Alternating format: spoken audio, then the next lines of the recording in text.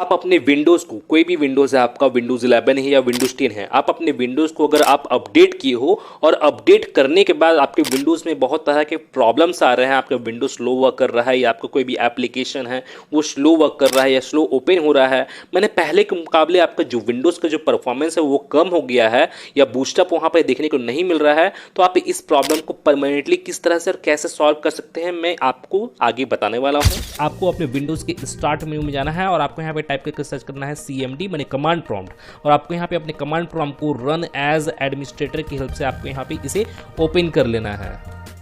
Open होने के बाद अब मैं आपको यहाँ पे एक कमांड बताऊंगा, तो आपको उस कमांड को यहाँ पे टाइप करना है। जैसे मैं आपको दिखा देता हूँ, यहाँ पे मैं नोटपैड पे यहाँ पे टाइप करके रखा हूँ और मैं इस कमांड को अपने इस वीडियो के डिस्क्रिप्शन में भी दे दिया हूँ, तो आप जाकर वहाँ से भी इसे कॉपी कर सकते हो। जैसे मैं यहाँ पे इस नोटपैड से यहाँ पे मैं इसे कॉपी कर लेता हूँ डायरेक्टली। अब चाहे तो आप यहाँ पे कमांड प्रॉम्प्ट पर आप इसे डायरेक्टली आप यहाँ पे टाइप भी कर सकते हो। तो यहाँ पे मैं ये कमांड को यहाँ पे टाइप कर दिया हूँ। जैसे आप यहाँ पे देख सकते हो DISM /online cleanup dash image /restore health। तो आपको यहाँ पे इस कमांड को आपको यहाँ पे टाइप करना है और आपको यहाँ पे एंटर प्रेस करना है और यहाँ पे आपके सिस्टम से रिलेटेड आपको यहाँ पे स्कैनिंग होना स्टार्ट हो जाएगा। तो अब आपको करना क्या है, जब स्कैनिंग हो रहा है तो आपको यहाँ पे करना ये है कि आपको अपने कमांड प्रॉम्प्ट को यहाँ पे मिनिमाइज करना है और मिनिमाइज करने के बाद फिर आपको अपने सिस्टम के C ड्राइव में चले जाना है। जैसे मैं यहाँ पे C ड्राइव में जाता हूँ और आपको करना क्या है कि आपको अपने विंडोज़ वाले फाइल्स में आपको यहाँ पे चले जाना है। विंडोज़ वाले फाइल में जाने के बाद फिर आपको यहाँ पे सॉफ्टवेयर डिस्ट्रीब्यूशन के नेम से आपको यहाँ पे फोल्डर को फाइंड आउट करना है। जैसे आप यहाँ पे देख सकते हो, यहाँ पे आपको ये ऑप्शन माने ये फोल्डर आपको यहाँ पे शो होगा, तो आपको इस फोल्डर में चले जाना है और इस फोल्डर में मैं आपको बता दूं, इस फोल्डर में आपके विंडोज से रिलेटेड प्रीवियस फाइल्स रहते हैं, जो अनवांटेड अनयूज्ड फाइल्स रहते हैं। तो आपको करना क्या है कि आपको इन सभी फाइल्स को ऑल सेलेक्ट करना है। ऑल सेलेक्ट करने के बाद फिर आपको इन सभी को परमानेंटली डिलीट कर देना है अपने कीबोर्ड में Shift+Delete बटन को प्रेस कर, क्योंकि इन सभी फाइल्स के कारण भी आपके सिस्टम में बहुत सारे के प्रॉब्लम क्रिएट हो जाते हैं। आपका जो सिस्टम है वो कई बार बहुत स्लो वर्क भी करता है इन फाइल्स को होने के कारण, इसलिए मैं यहाँ पे इन सभी को परमानेंटली डिलीट कर दिया हूँ। अब इन सभी को डिलीट करने के बाद फिर आपको करना क्या है कि आपको अपने विंडोज़ के आपको सेटिंग्स को ओपन करना है। जैसे मैं यहाँ पे देखोगे, यहाँ पे सेटिंग्स का आपको यहाँ पे ऑप्शन शो होगा, तो आपको यहाँ पे अपने विंडोज़ के सेटिंग्स को आपको यहाँ पे ओपन कर लेना है। ओपन करने के बाद फिर आपको यहाँ पे सिस्टम वाले ऑप्शन में आपको यहाँ पे चले जाना है।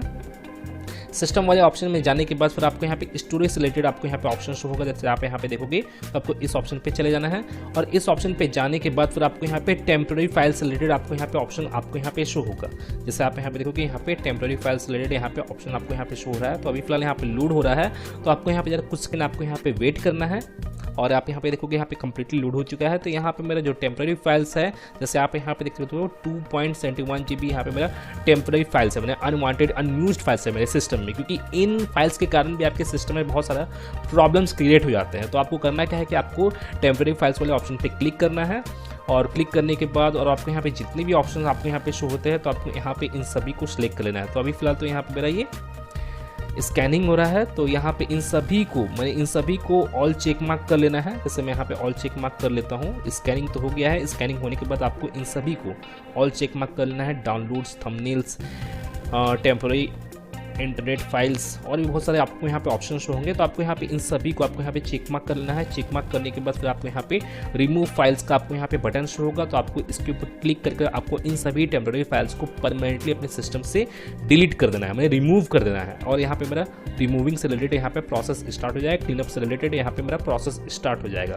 तो यहाँ पे जो प्रोसेस चल रहा है तब मैं यहाँ पे अपने सेटिंग्स को, मैं इस इंटरफेस को मिनिमाइज कर लेता हूँ अभी फिलहाल।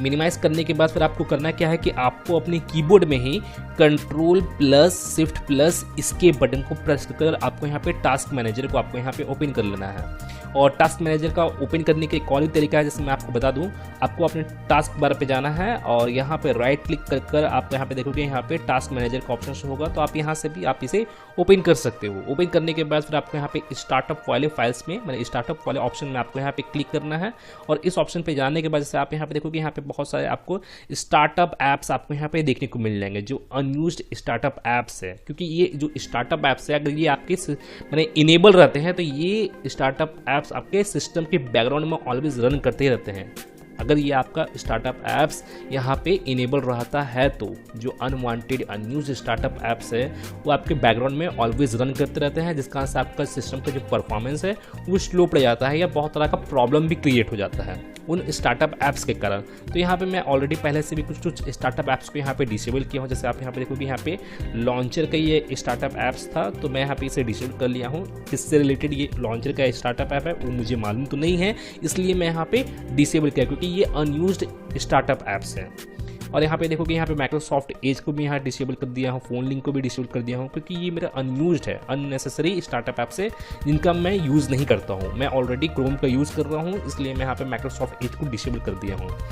और आप यहाँ पे देखोगे रियल टेक एचडी ऑडियो का आपको यहाँ पे स्टार्टअप ऐप देखने को मिलेगा। अगर इस टाइप के मैंने ऑडियो से रिलेटेड अगर आपको स्टार्टअप ऐप्स देखने को मिलते हैं या रियल टेक से रिलेटेड या इंटेल से रिलेटेड या आपका जिस भी कंपनी का लैपटॉप है, जैसे फॉर एग्जांपल एचपी का लैपटॉप, तो एचपी के रिलेटेड अगर आपको यहाँ पे स्टार्टअप ऐप्स देखने को मिलते हैं तो आपको उन जैसे स्टार्टअप ऐप्स को आपको यहाँ पे डिसेबल नहीं करना है। मैं आपको बता दूँ उन जैसे स्टार्टअप ऐप्स को आपको यहाँ पे डिसेबल नहीं करना है। तो यहाँ पे जैसे मैं स्काइपी को डिसेबल कर दिया हूँ, स्पॉटिफाई को डिसेबल कर दिया हूँ, या आपके विंडोज सिक्योरिटी से रिलेटेड भी आपको यहाँ पे स्टार्टअप ऐप्स आपको यहाँ पे देखने को मिलते हैं, या माइक्रोसॉफ्ट से रिलेटेड जो भी स्टार्टअप ऐप्स देखने को मिलते हैं जो इंपॉर्टेंट आपको लगता है तो उनको भी आपको यहाँ पे डिसेबल नहीं करना है, उन सभी को आपको इनेबल ही रखना है। तो यहाँ पे डिसेबल कर लेने के बाद जैसे मैं आपको बता दूँ इस डिसेबल कैसे होगा, जैसे आप इसके ऊपर राइट क्लिक करोगे तो यहाँ पे डिसेबल का ऑप्शन आपको यहाँ पे शो हो जाएगा, तो आपको इसके ऊपर क्लिक करना है और वो स्टार्टअप ऐप आपका डिसेबल हो जाएगा। तो यहाँ पे अपने अकॉर्डिंग आपके सिस्टम में जितने भी स्टार्टअप ऐप है आप अपने अकॉर्डिंग यहाँ पे डिसेबल कर लीजिएगा। कर लेने के बाद फिर आपको करना क्या है कि आपको दिस पीसी के ऊपर, जैसे आप यहाँ पे देखोगे दिस पीसी का ऑप्शन है, तो आपको इसके ऊपर राइट क्लिक करना है और आपको इसके प्रॉपर्टीज़ में चले जाना है और यहाँ पे मेरा जो सेटिंग्स है वो यहाँ पे ओपन हो जाएगा। अब आपको करना क्या है कि जैसे आप यहाँ पे देखोगे यहाँ पे आपको एडवांस सिस्टम सेटिंग्स का ऑप्शन शो होगा, तो आपको इस ऑप्शन पर आपको यहाँ पे क्लिक करना है और यहाँ पे आप देखोगे यहाँ पे परफॉर्मेंस का आपको यहाँ पे सेक्शन शो हो रहा होगा टॉप की ओर और यहाँ पे सेटिंग्स का आपको यहाँ पे बटन शो हो रहा होगा, तो आपको इस बटन पे क्लिक करना है।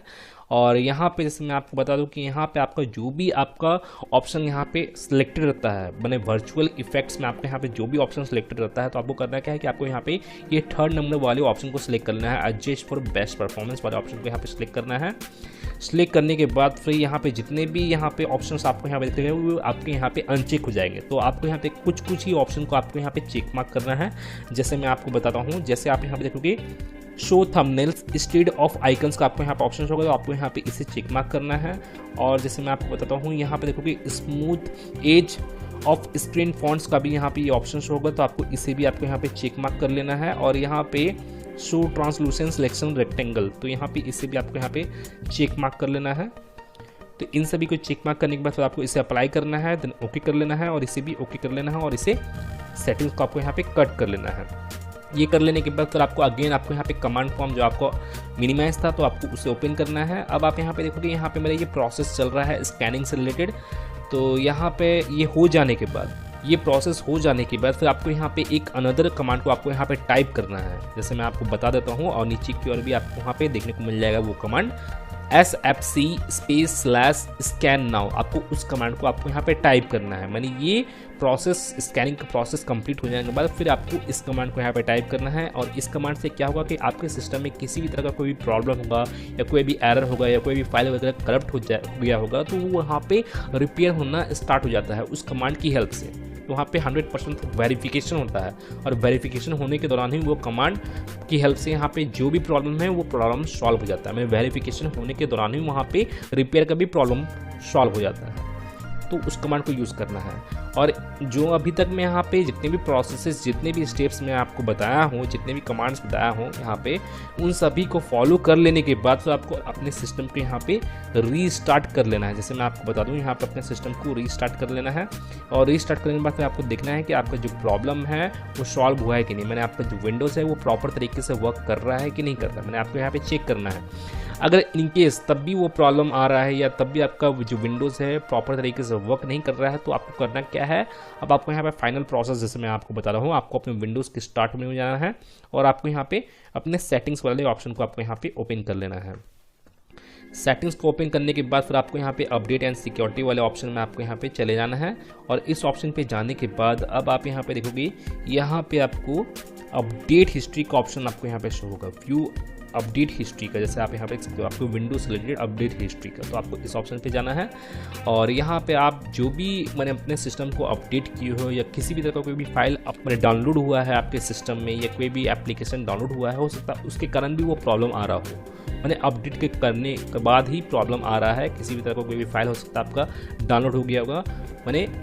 बग्स से रिलेटेड आपको जो फाइल्स होते हैं, कभी क्या होता है कि अपडेट करने के दौरान बग से रिलेटेड भी फाइल्स वगैरह भी डाउनलोड हो जाते हैं। तो यहाँ पे करना क्या है कि आपको सिंपली अपने विंडोज़ अपडेट को ही अनइंस्टॉल कर लेना है। अगर तब भी वो प्रॉब्लम सॉल्व नहीं होता है तो फाइनल मैं आपको बता रहा हूँ, और इसे यहाँ पे क्लिक करके अपने विंडोज़ के अपडेट को अनइंस्टॉल कर लेना है। अनइंस्टॉल करने के बाद आपको यहाँ पे अपने सिस्टम को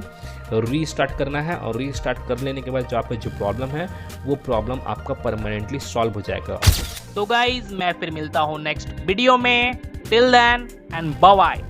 और एक बात और, सब्सक्राइब बटन पे 2-3 फैट लगा दीजिएगा जिससे सब्सक्राइब हो जाए और घंटी वंटी गिर जाए।